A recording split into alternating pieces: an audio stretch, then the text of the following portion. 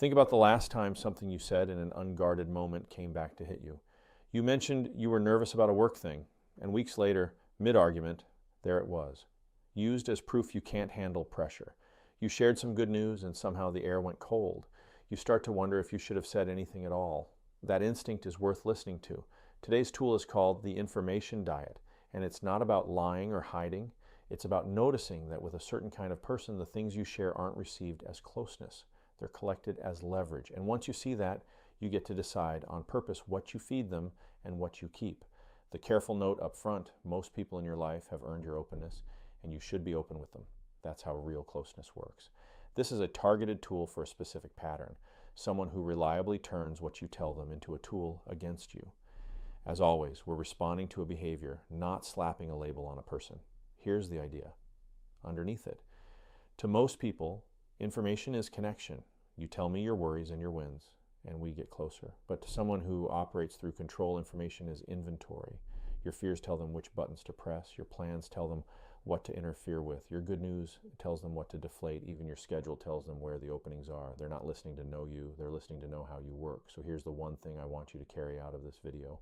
Openness is a gift for people who've earned it, not a default you owe everyone. With a person who uses what you share, quiet is not dishonesty. It's just not handing them the map. Let me be concrete about what tends to get used, because vague advice to share less doesn't help you in the moment. The first category is your vulnerabilities, your fears, insecurities, the thing you're ashamed of, the wound from way back. This is the crown jewel, and it's exactly what feels natural to share when you're trying to be close. With this specific person, that confession becomes a permanent pressure point they can press for years. You don't have to be ashamed of having soft spots. You just don't lay them on this particular table. The second is your excitement. The new job, the plan, the thing you're genuinely happy about. Watch what happens when you bring good news to someone who needs to be the center. It gets punctured.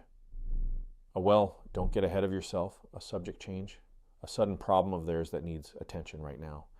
If your joy keeps coming back deflated, you learn to stop handing it over.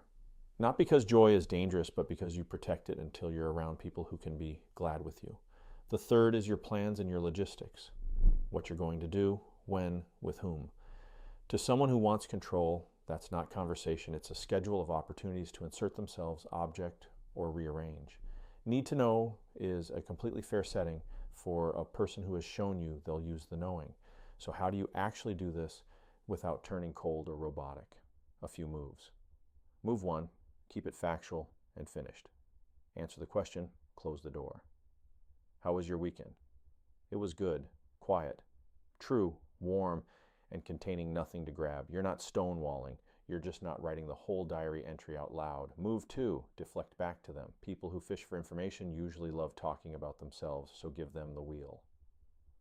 Oh, nothing much going on with me. What about you? The conversation keeps flowing and your inventory stays in your pocket. Move 3. And this is the big one. Stop announcing decisions before they're solid. The most useful version of the information diet is the preemptive one. If someone reliably interferes with your plans, they can't interfere with what they don't know about yet. You tell them when it's done, not while it's fragile and still easy to talk you out of. Now, the honest cost. This does create distance.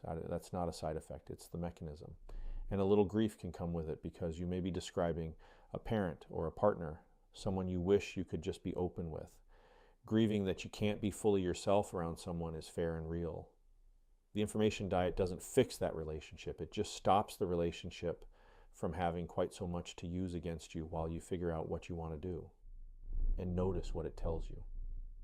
If you have to run an information diet with someone, that itself is data. Being fully known is supposed to be safe with the people closest to us, and when it isn't, that's worth being clear-eyed about, not talking yourself out of. Here's the close. Same as always.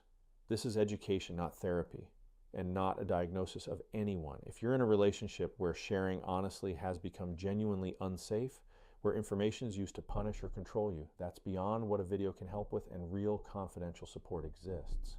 For immediate emotional crisis, call or text 988. For domestic violence support, call the National Domestic Violence Hotline at 1-800-799-7233. Text START to 88788 or visit thehotline.org.